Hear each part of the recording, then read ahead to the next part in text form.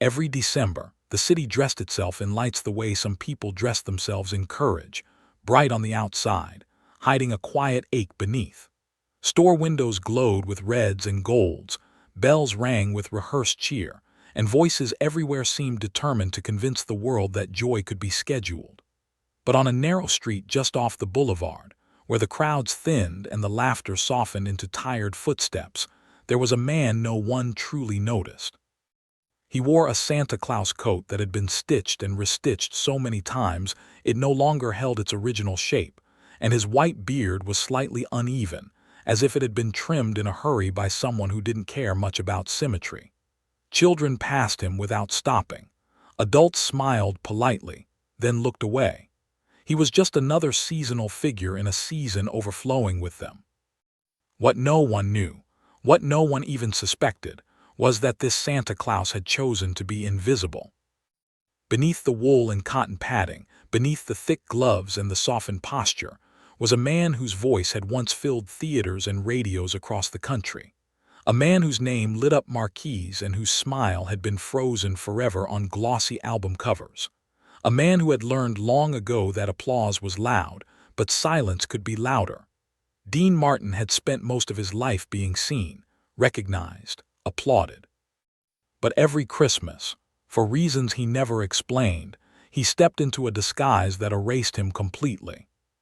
And he did it again this year.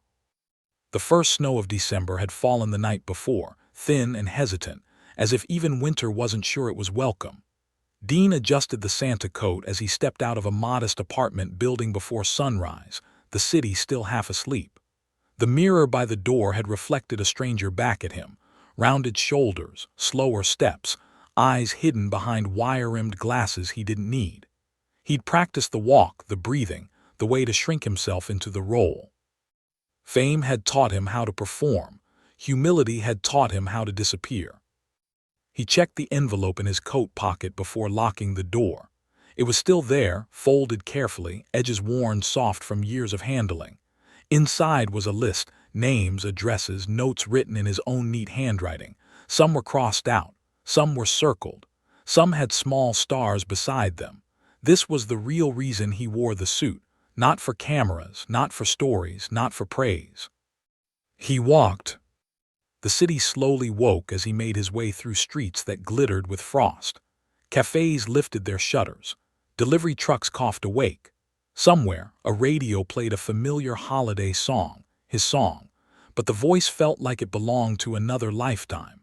He paused for a moment outside a shop window where a television replayed a clip from decades ago, a younger version of himself laughing easily, surrounded by bright lights and admiration. The Santa in the reflection stared back at the screen, unmoved, then continued on. By mid-morning, the sidewalks were crowded. Dean took his place near a small plaza, sitting on a low bench beside a lamppost wrapped in tinsel. He didn't ring a bell. He didn't call out. He simply sat, hands folded, observing. Years ago, he had learned that people revealed themselves most honestly when they believed no one important was watching. A woman rushed past, phone pressed to her ear, frustration tightening her face. A man dragged a reluctant child toward a store, impatience outweighing wonder. A group of teenagers laughed loudly, then fell silent as soon as they noticed the Santa watching them, not out of respect but discomfort. Dean lowered his gaze, giving them permission to ignore him. Then he saw her. She couldn't have been more than 7 or 8 years old, bundled in a coat that was clearly too thin for the weather. She stood several feet away, not approaching, just watching him with an intensity that made him lift his head. Her gloves didn't match, and one of her boots was held together with tape, but her eyes were bright, curious, unafraid. "Are you really Santa?" she asked, finally stepping closer. Dean smiled gently, the way he always did when a child spoke first. "What do you think?" he replied, keeping his voice soft, slightly gravelly, older than his own. She studied him carefully, as if weighing something important. "You don't talk like the other ones," she said. "How do they talk?" he asked. "Loud," she answered, "like they want everyone to hear them." Dean nodded. "Some people need that." She hesitated, then sat on the bench beside him without being invited. "Do you give presents?" she asked. "Sometimes," he said, "but not the kind you wrap." She frowned, thinking hard. "My mom says presents don't fix everything," she said quietly, "but she still cries when she thinks I'm asleep." The words landed heavier than she could have known. Dean felt them settle somewhere deep in his chest, a familiar ache that had followed him into this disguise year after year. He didn't ask questions. He didn't offer advice. He simply listened. "What's your name?" he asked. "Lily," she said. "What's yours?" He paused just long enough to make it real. "Just Santa," he answered. Lily nodded, satisfied. After a moment, she stood up. "I hope you don't get cold," she said, then ran off, disappearing into the crowd as quickly as she had arrived. Dean watched her go, then reached into his pocket and made a small note beside a name already written there. The day went on like that, small moments, quiet exchanges, fragments of truth offered by strangers who believed they were speaking to no one important. A man confessed he hadn't spoken to his brother in years. A woman admitted she bought gifts to distract herself from grief. A boy asked if Santa ever got tired of pretending to be happy. As the sun dipped lower, painting the buildings in amber light, Dean felt the familiar weight of the season settle over him. 8 years now. 8 Christmases of walking these streets, unseen, carrying stories no one else would hear. People assumed the disguise was a joke, or a publicity stunt, or a lonely man's attempt at relevance. They were wrong.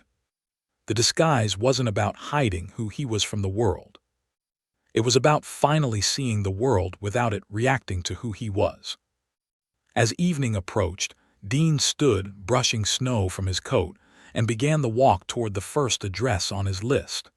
The real work always started after dark. And somewhere, unseen by cameras or crowds, the quiet reason behind his annual disappearance waited to be revealed, one small act of kindness at a time. The city changed after sunset. The same streets that had felt hurried and loud during the day now carried a different weight, quieter but heavier, as if every unspoken worry finally had room to breathe. Christmas lights blinked patiently in windows, doing their best to convince the night that hope was permanent.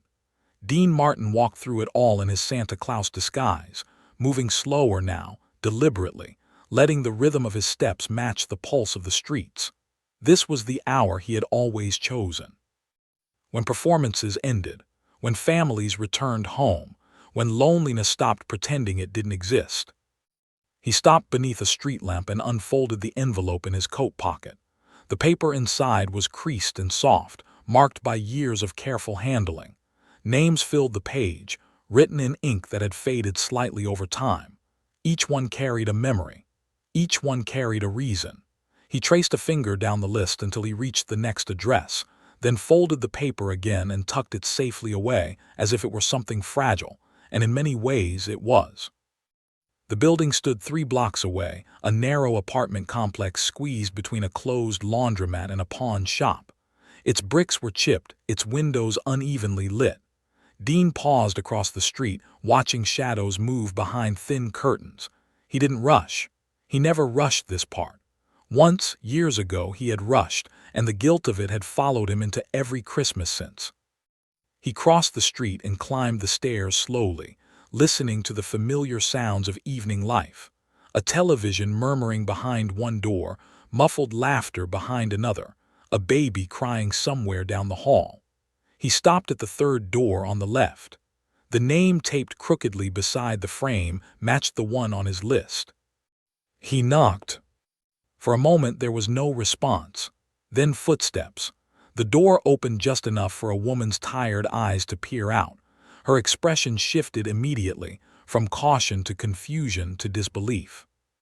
"Oh," she said softly, "Santa." Dean smiled the way he always did, gentle and unassuming. "Good evening," he said. "I was hoping I wasn't too late." She hesitated, then opened the door wider. The apartment was small but clean, decorated with handmade ornaments and paper snowflakes taped carefully to the walls. A Christmas tree stood in the corner, its lights glowing but its branches noticeably bare. No gifts underneath. No wrapping paper. No excess. "My daughter's asleep," the woman said, almost apologetically. "She kept asking if you'd come." Dean stepped inside, careful not to bring snow onto the floor. He reached into his coat and pulled out a small envelope, not flashy, not dramatic. He placed it gently on the table between them. "This isn't from Santa," he said quietly. "It's from someone who wanted to help." The woman stared at it without touching it. "Why?" she asked, her voice barely holding together. "Why us?" Dean met her gaze, feeling the familiar tightening in his chest. "Because someone noticed," he said simply. She opened the envelope with trembling hands. Her breath caught when she saw what was inside. It wasn't just money, it was a note, handwritten, personal. Her eyes moved across the words, then filled with tears she didn't bother hiding. "I don't understand," she whispered. Dean adjusted his gloves, already preparing to leave. "You don't need to," he said. "Just know you're not invisible." When he stepped back into the hallway, he paused long enough to hear her quiet sob turn into a laugh, a sound fragile but real. Only then did he continue down the stairs, disappearing once again into the night. By the time he reached the street, his breath was visible in the cold air. He leaned against a lamppost for a moment, steadying himself. 8 years. 8 years of moments like this. 8 years of choosing silence over recognition. People thought generosity needed witnesses. He had learned otherwise. But this year felt different. He noticed it first in small ways. A man across the street stared at him a little too long. A woman near the bus stop whispered something to her friend while glancing in his direction. A teenager lifted a phone, then lowered it quickly when Dean looked back. He adjusted his hat and continued walking, telling himself it was nothing. Curiosity was common. Santa suits invited attention. Still, the unease followed him. At the next address, an older man answered the door. His back was bent, his hands unsteady, but his eyes sharpened when he saw the Santa standing before him. "I know you," the man said suddenly. Dean's heart skipped just slightly. "No," Dean replied calmly, "I don't think you do." The man studied his face, searching past the beard, past the glasses, past the years. "You sound like him," he said. "Like someone I used to listen to when I was young." Dean smiled, softer this time. "A lot of people sound alike," he said, and gently placed the envelope in the man's hand before stepping back. As the door closed, Dean felt the weight of the night grow heavier. He had been careful, so careful for so long. But time had a way of unraveling even the most disciplined disguises. Voices changed. Movements betrayed memory. And the city, full of people who carried fragments of his past without knowing it, was beginning to notice. He turned down a quieter street, snow crunching beneath his boots. This was the part of the night he usually loved, the solitude, the sense of purpose, the knowledge that what he did would never be turned into a headline. Yet tonight, a question echoed in his mind, one he had avoided for years. What happens when they find out? The answer frightened him more than he cared to admit. Because the truth was never meant to be discovered. It wasn't about charity. It wasn't about redemption. It wasn't even about Christmas. It was about a promise made long ago, in a hospital room filled with the sound of machines and regret. A promise he had kept in secret, year after year, because keeping it publicly would have cheapened it. Because some acts of kindness only remain pure when no one is watching. As he reached the end of the street, Dean stopped. Across from him, reflected in a darkened shop window, Santa Claus stared back, older, quieter, carrying a lifetime of stories in his eyes. And for the first time in 8 years, Dean felt certain of one thing. This Christmas would not end the way the others had. Because someone, somewhere, had begun to connect the dots. And once the truth surfaced, it would change far more than just his secret. Snow began to fall harder just after midnight, the kind that muted the city instead of decorating it. Sounds softened. Footsteps disappeared almost as soon as they were made. Even the distant traffic seemed to surrender to the quiet. Dean Martin welcomed nights like this. Snow made people hurry home, close their doors, and stop watching the streets. Snow made invisibility easier. But invisibility was slipping away. He felt it in the way his chest tightened with every step, in the way he checked his reflection more often than usual in darkened windows. The Santa Claus suit had always been enough before. 8 years of proof told him that. 8 years of moving through the city like a ghost with a mission. Yet tonight, the disguise felt thinner, as if the world had decided it was done pretending not to recognize something familiar. Dean turned into an alley to cut between blocks, snow crunching beneath his boots. Halfway through, he stopped abruptly. A figure stood at the other end, partially hidden in shadow, not threatening, just waiting. "Evening," the man said. Dean's heart thudded once hard. He kept his posture relaxed. "Good evening," he replied, voice steady. "You've been busy tonight," the man continued, stepping closer. He was in his 30s, coat unbuttoned, eyes sharp but not unkind. "I've seen you at 3 buildings already." Dean nodded slowly. "Christmas keeps Santa busy." The man smiled faintly. "You're not like the others." There it was again. Dean tilted his head. "How so?" "They collect donations," the man said. "You give them." Dean said nothing. The silence stretched. Snow fell between them, filling the gap with white. Finally, the man exhaled and took a step back. "Relax," he said. "I'm not here to expose you. I just needed to know if you were real." Dean studied him carefully. "Real in what way?" "In the way that matters," the man answered. "Someone helped my mother last year. No name, no explanation, just a note saying she wasn't forgotten. She passed 3 months later, but she smiled more in those last weeks than I'd seen in years."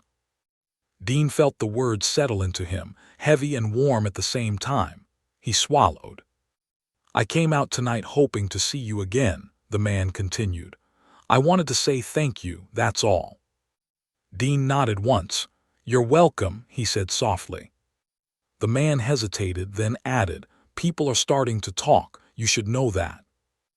Dean watched him walk away, boots disappearing into the snow, and felt the ground shift beneath everything he had carefully built. Gratitude was dangerous. Attention was worse. He took a long breath and continued on. The next address on the list was one he had delayed for weeks. He always did. The paper beside the name was more worn than the others, the ink darker, pressed harder, as if the act of writing it had required effort. He stopped outside the building and looked up. Light glowed from a second-floor window. The curtains were thin. A shadow moved behind them. For a moment, he considered walking away. Instead, he climbed the stairs. The door opened before he knocked. The woman standing there was older than the last time he'd seen her. Grief had a way of accelerating time. Her eyes widened when she saw Santa Claus, then softened into something complicated. "You came," she said. "I always do," Dean replied. She stepped aside without another word. The apartment smelled faintly of soup and antiseptic. Medical equipment sat neatly in one corner, unused now. A framed photograph rested on the table, a younger version of the woman beside a man in a hospital bed, smiling despite everything. Dean followed her gaze. "He talked about you," she said quietly, "even at the end." Dean felt his throat tighten. "He shouldn't have," he replied. "He said you made him feel human again," she continued. "Not like a problem, not like a burden." Dean removed his glove slowly. His hands trembled just slightly. "He made a mistake," he said. She shook her head. "No," she said firmly. "He said the mistake was believing he deserved to disappear." The words struck with painful accuracy. Dean closed his eyes for a brief second, memories flooding back, hospital lights, beeping machines, a promise whispered because it was the only thing he could still give. "I never thanked you," the woman said. "Not properly." Dean reached into his coat and pulled out the envelope. "This is the last one," he said, placing it on the table. "After this, the list ends." She stared at him. "Why?" "Because the promise is fulfilled," he said. She searched his face. "Then why do you look like you're losing something?" Dean didn't answer. He turned toward the door but paused with his hand on the handle. "I was famous once," he said suddenly without looking back. "People thought that meant I was never alone." She said nothing. "I learned the truth too late," he continued. "So I promised someone I wouldn't let others feel that way if I could help it, even if they never knew my name." He opened the door. Behind him, her voice broke the silence. "They're going to find out," she said. Dean nodded. "I know." Outside, the snow had thickened into a steady curtain. The city felt smaller now, closer, as if it were leaning in. He pulled his hat lower and started walking, but the weight in his chest refused to ease. Because deep down, he understood something he had tried to deny. The world wasn't uncovering his secret by accident. It was being led to it. By gratitude, by stories, by people who refused to let kindness stay anonymous forever. And somewhere, very soon, someone would say his name out loud. When that happened, the disguise would finally fail. And the reason behind it, rooted in loss, regret, and a promise made when applause no longer mattered, would come into the light. Whether he was ready or not. The morning it happened, the city woke under a sky the color of quiet understanding. Snow lay untouched on rooftops and sidewalks, smoothing every sharp edge, as if the world itself had decided to soften before the truth arrived. Dean Martin stood by his apartment window, Santa Claus suit folded neatly on the chair behind him, untouched for the first time in 8 years. His reflection in the glass looked older without the disguise, not weaker, just exposed. The kind of exposure that came not from scandal, but from inevitability. He knew before he heard the knock.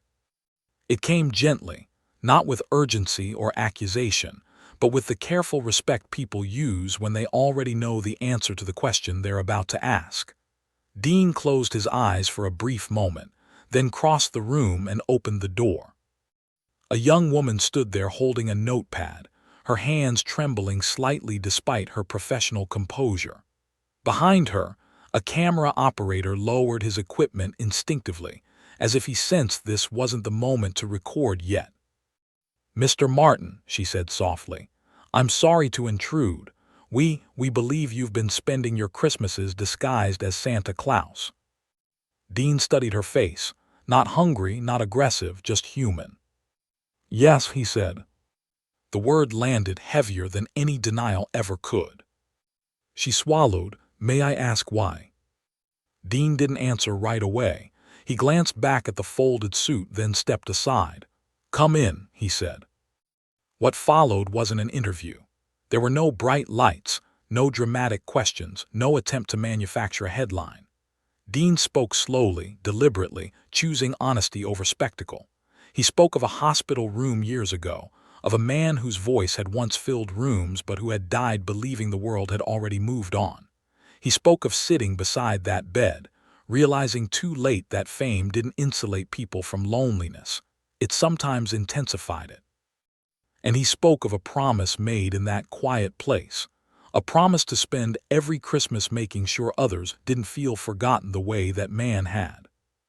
"I wore the suit so no one would feel small beside me," Dean said, his voice steady but worn, "and so I wouldn't feel large." The reporter's eyes filled with tears she didn't bother hiding.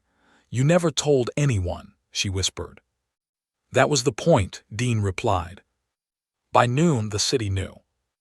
Not through rumors or leaks or gossip, but through a single story published without sensational headlines. No photos, no hidden footage, just words, clear, careful words that spread faster than noise ever could. People stopped scrolling. They stopped arguing. They stopped rushing. Cafes grew quiet as customers read. Offices paused mid-morning. Buses felt heavier with silence. And then the stories began. A mother wrote about the envelope that arrived the winter she nearly lost her home. A widower spoke about the Santa who listened when no one else did. A grown man admitted D once sat on a bench and cried beside a stranger in a red suit who never asked his name. Each story carried the same detail. There was no recognition, no autograph, no announcement, just presence.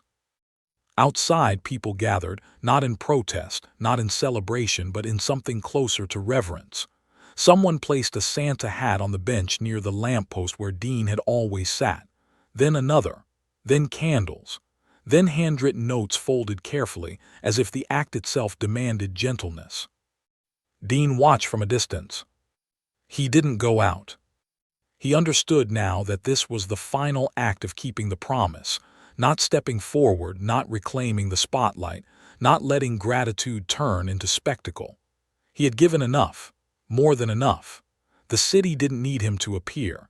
It needed the lesson to remain unclaimed, unbranded. As evening fell, snow began again, soft and steady.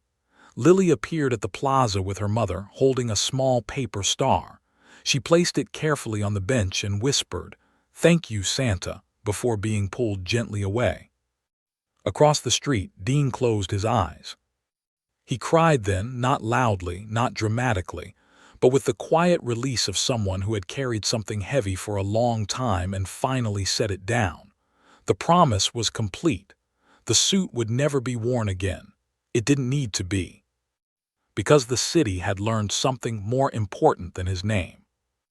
It had learned that kindness didn't require recognition, that empathy didn't need applause, and that sometimes the greatest gift a person could give was choosing to be unseen so others could feel seen. And that was why, when people finally found out the truth, they all cried. Not because a famous man had worn a disguise, but because, for 8 Christmases, a human being had chosen to be Santa Claus in the only way that truly mattered.